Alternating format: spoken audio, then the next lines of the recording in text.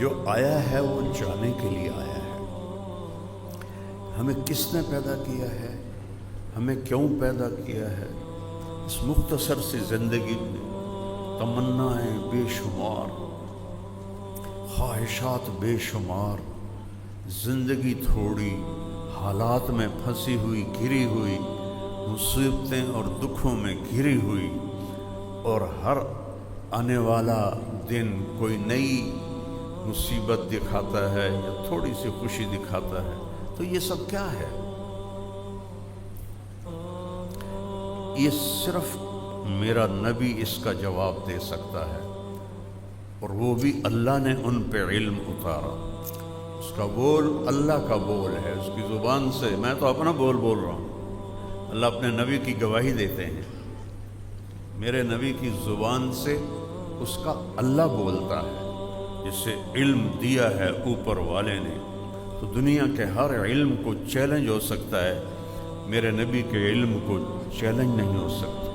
آپ دیکھتے نہیں ہیں کہ آپ کے یہ جو کورسز ہیں ہر چند سال کے بعد تبدیل ہو جاتے ہیں، چونکہ یہ انسانی علم ہے، یہ خطا سے پاک نہیں ہے۔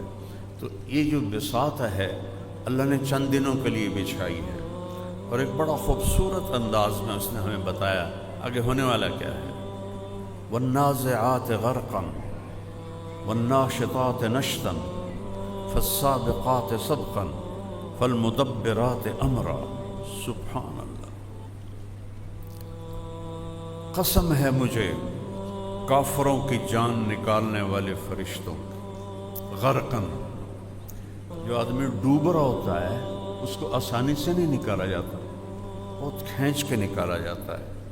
کوئی بھاری چیز ڈوب جائے کرین سے نکالا جاتا ہے۔ تو اللہ پہلی تصویر تو کفار کی پیش کر رہا ہے کہ فرشتے اس سختی سے ان کی جان نکالیں گے۔